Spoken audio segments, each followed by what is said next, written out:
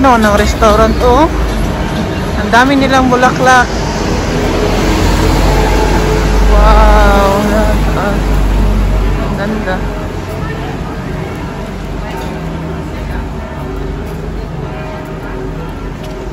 Kung si Martin gusto niya sa Indian restaurant to siya. Kami kakain. Ang hirap mag-diet. Uy, palagi na. Lalo na pag gutom ka. Ganda nito. Wow, Philippines. Hier gibt es auch Pommes. Nochmal ein, ich mach Video. Das ist schön, ne? Mach mal nochmal so. Schau. Schau, Leute. Wir fertigen mal meinen Hund. Und jetzt meins. Oh, dein Hund. Und Philipp? Bist dran? Du?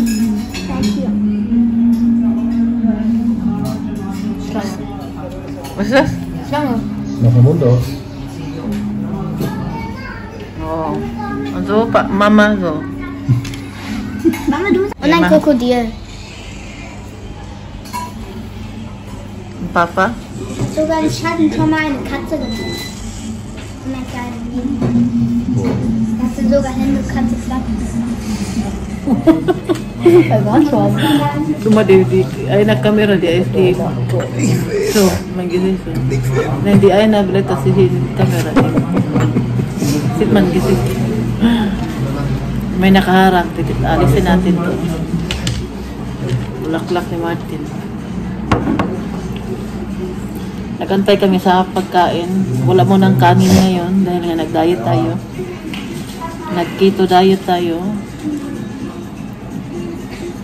Ano pa naman sa Indian restaurant, mga menu nila, mga may kanin talaga.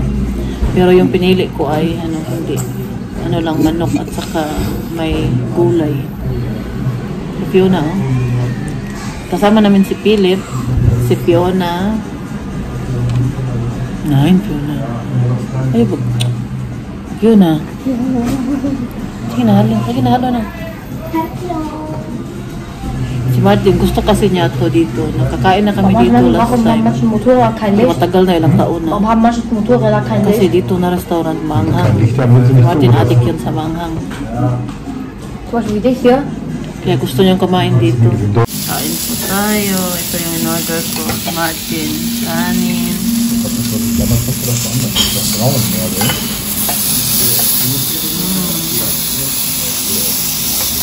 Good, oh? Vincent, kannst du probieren? Ja, probier. Agoy, may music man. Makapiray tayo nito. Si Fiona, kausap niya yung anak ni Madam. Ang kaibigan ni Step ba? Message lang dalawa. Fiona, pass off! Alam po ba ninyo, akala ko yung order ko doon, walang kanin. Kasi wala naman nakalagay na kanin doon sa Tapos may kanin. Kumain po ako ng kanin pero as in konti lang. Hindi ko talaga naubos. Hindi pa ako mahilig sana mag-tira-tira ng pagkain ba. Kasi nasayangan ako. Pero kanin kasi alam naman po ninyo yung kanin na malakas sa carbohydrates. Akala ko na wala siyang kasamang kanin. Meron palang kanin. Ayaw ko naman sana magkanin. Pero kumain lang po ako. Konti lang talaga. Konti lang. Hindi ko talaga. Basmati yun. Basmati na bigas. Hindi ako kumain kasi alam naman po ninyo na umaiwas talaga ako ngayon sa rice. May nag-party dun, oh. Sana all. Ay, ang dami namang entry dito. Ang dami namang dito. Parang sa amin din, oh. So, saan lang kami naabot na. Maabot. Bigay ng bisin laupin na. Kanso dahil, higi laupin. Sabi niya kung pwede daw siya maglaro dyan. Sabi ko maglaro ka. Ako maglakad-lakad. Kaya marama.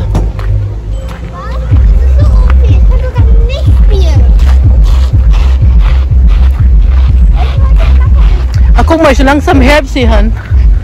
Na? Fiona.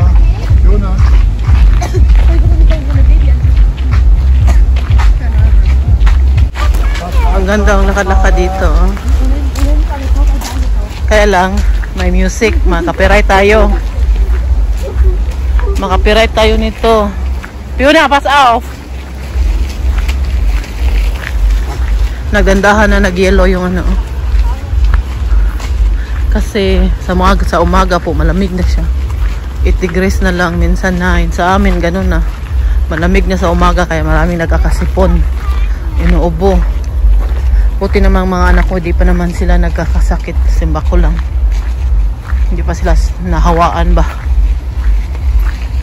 Yung mga anak ko, minsan lang yan sila nagkakasakit. Purya usog.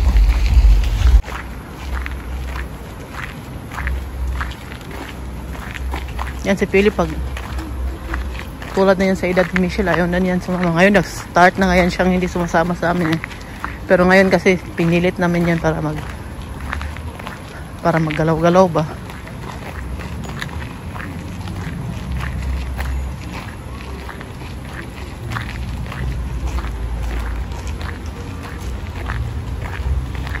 Naihi si Martin. Ako, namihi ako. Umihi talaga ako bago kami umalis. Ano niloko mo ako? Fiona, Tansen. Ito po yung nilakaran namin ngayon. Ang init pala nitong suot ko na dress. Oy. Pinagpawisan yung kilikili ko. Ha? Philip! Hi, Kaloy. Kumusta ka? Diyan, kailangan namin bumalik dun sa restaurant. Kaya si Martin, sirado yung toilet dito. Yung toilet na pinuntahan namin, sirado.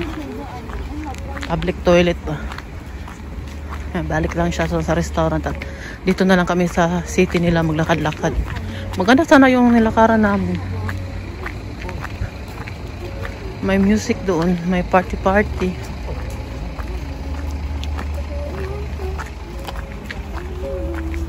Dito kami kumain sa loob. Si Martin, nang-ihi mo na siya. Ito po yung city hall nila. Mach. Hilft nix. Ja, dann musst du auf Toilette wahrscheinlich. Komm, wir gehen jetzt zurück in Auto. Fiona, komm! Vom Papa drauf und dann. Was kostet sowas?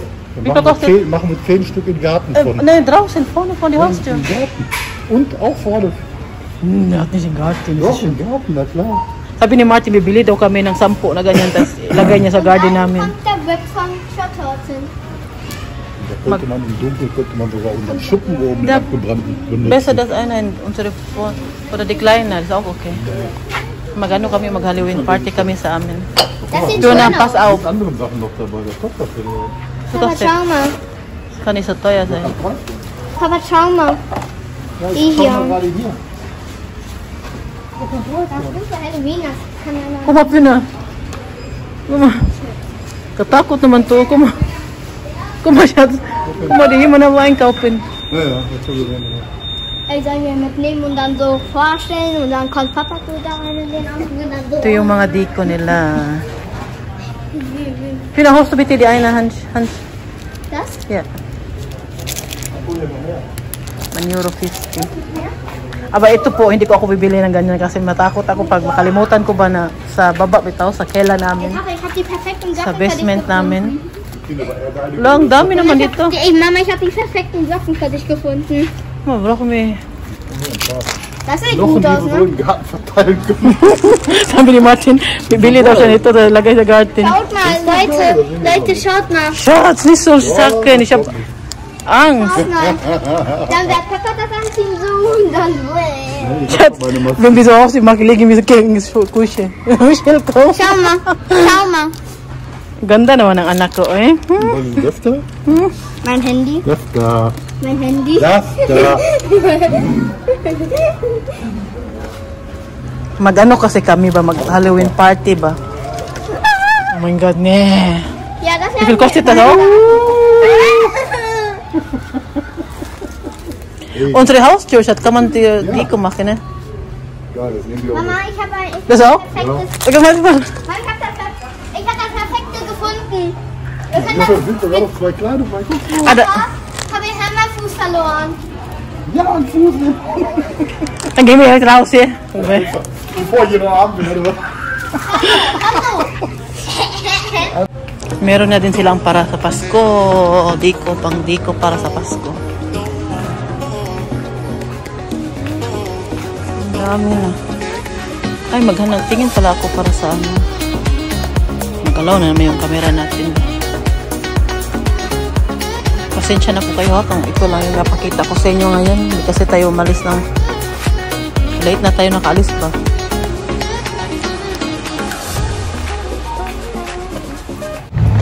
Yan na si Philip. Magbayad na kami. At pauwi na. Das ist schon schwer. Die Tasche. Dann legt sie einfach ab. Si Philip na iihi. Tapos masakit yung tiyan niya. Nagmamadali si Martin at punta doon sa toilet kasama si Philip dahil hindi man ako pwede makapasok dyan. Pang lalaki na toilet sila lang. Antay lang kami ni Pio na dito sa auto. Pauwi na din kami.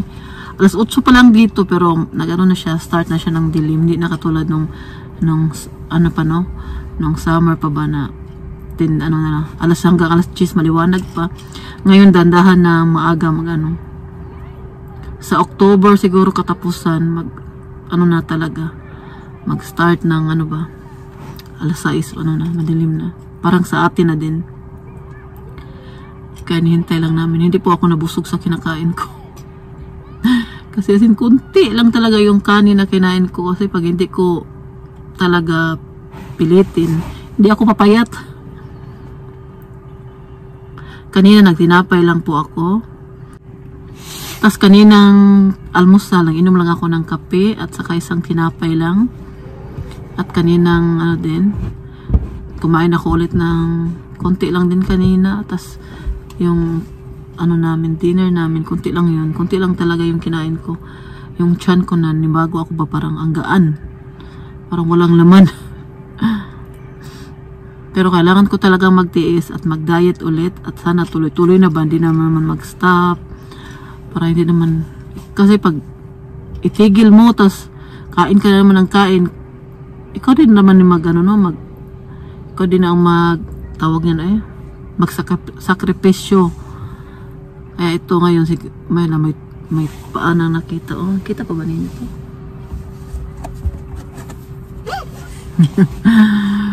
Ako lang din na magsakripisyo kaya habang maaga pa ano ba mag-start na ako mag-diet habang hindi pa tayo nagkakasimba ko lang nagka-diabetes. Pero kung hindi natin alam yung panahon kung magkasakit man talaga ng ganyan, hindi natin alam, di ba, kasi nga risiko ako sa magka-diabetes ulit dahil nga nung buntis ako at lahi pa namin. Tanggap ko naman kasi hindi naman din natin maiwasan yan. Kahit ano pang ano ba natin ba, ingat. Hindi talaga maiwasan na maano tayo, no? Lalo na paglahi, tapos nagka-diabetes pang dalawang beses pa. Alam po ba ninyo, yung iba na nabuntis na may may diabetes nung buntis sila, yung iba hindi po nawawala. Tuloy-tuloy yung ano nila hanggang ano na. Pero yung mama ko, alam po ba ninyo, ay kwento ko pala po sa inyo, yung mama ko po, nung nag-start siya, nag-diabetes. Nasa bahay na pala kami. Ngayon po, ipagpatuloy ko po yung kwento ko kanina about sa mama ko na meron siyang diabetes, paano nagsimula.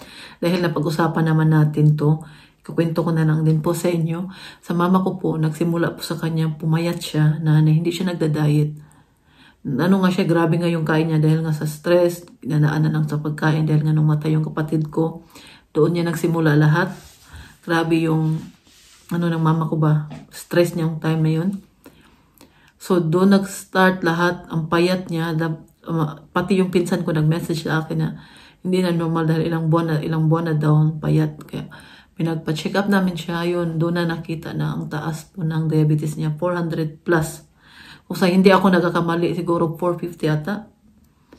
At meron na din, napiktuhan na din yung liver niya. Kaya meron siyang iniinom na gamot sa atay nung time na yun, nung nagpa-check up siya. At yung mata din niya, parang nanglabo din yung mata ni mama. At saka manhid yung paa niya. At marami ding parabang bungang araw sa paa niya. Kinakamot niya kasi ang kati daw. Kati daw ng ano niya, balat niya. Kaya yun ang mga naramdaman niya kasi kausap ko nun siya, tinanong ko siya. Yun ang mga naramdaman ni mama. Yun nga, nagpapasalamat kami, nagpapasalamat ako sa Panginoon na walang nangyari sa kanya dahil alam ko kung gaano po kadelikado ang diabetes. Lalo na pag hindi magamot na nabayaan mo lang ba. Pasalamat kami na hindi siya na insulin dahil nga sa sobrang taas na ng diabetes niya. At hanggang ngayon, inom pa rin siya ng gamot. Ilang taon pa lang yan. 5 years na yan namatay yung kapatid ko. Mga 5 taon na siguro, 4 na taon. Basta pagkatapos yun, mamatay yung kapatid ko. Sobrang stress niya, lungkot. Hindi niya matanggap yung nangyari sa kapatid ko. Yun, nagbagsak yung katawan ni Mama. Doon ang lumabas yung mga sakit-sakit nila. Sakit-sakit nila. Ano po yun sila, lumaki po ako na yung mama at papa ko ay malusog po. Wala po mga sakit. Ngayon lang po yan nagsimula yung mga sakit nila na nagkakaedad na sila. At doon lang din nagsimula ko mama nung nagkasakit, yung namatay yung kapatid ko ba. At ngayon po, ingat na po talaga si mama sa kanyang mga kinakain. Hindi na siya kumakain ng basmati rice, yung jasmine rice, yung mga puti. Yung palagi niyang kinakain yung brown rice na dahil mas healthy yun, di ba? Yun na yung kinakain niya. At hindi na din siya kumakain ng mga matamis, mainom ng mga Coca-Cola, yung mga matatamis na mainom, hindi na din. Ingat talaga siya sa kanyang kalusugan ngayon. Hindi katulad noon. Tapos hindi na siya, pag nagtuwing nabapadala ako ng package, sabi niya, hindi daw siya kakain yan dahil nga sa matamis. Hindi katulad sa papa ko na, sus, kahit pagalitan mo pa, kain talaga ng, kung ano yung pinapadala ko, kain talaga niya. Sa papa ko naman, yung sakit naman niya, yung miniinom niya na maintenance naman ay high blood. Yan naman ay lahi nila papa. Yan ang kinamatayan ng mga yung mga tiyawin niya, pati yung papa niya, atake, mga ganyan. Kaya nasa dugo yan namin high blood. Nasa side ng papa ko yan. Kaya si papa yun lang yung gamot na iniinom niya. At si mama naman yung sa diabetes niya. Kaya may mga maintenance na yung mama at papa ko. At yun nga, ingat na si mama sa kinakain, pati din si papa ko, din yung kinakain ba, syempre, hindi na kasi lumalabas palagi ng bahay, nasa loob ng bahay. Kaya, ingat na din talaga sila lalo na si mama, grabe yung pag-iingat niya simula nung nagkasakit siya. Na-share ko lang po sa inyo para kung meron naman kayong naramdaman na ganyan, na pumayat kayo, na hindi naman kayo nagda-diet, magpa-check up po talaga kayo sa doktor dahil meron po yung dahilan. Hindi naman siguro diabetes lahat. Maganda na magpa-check up po tayo, lalo na pag hindi tayo nagda-diet at pumayat tayo. Na-share ko lang po sa inyo dahil nga po na napag-usapan na natin yung about sa akin.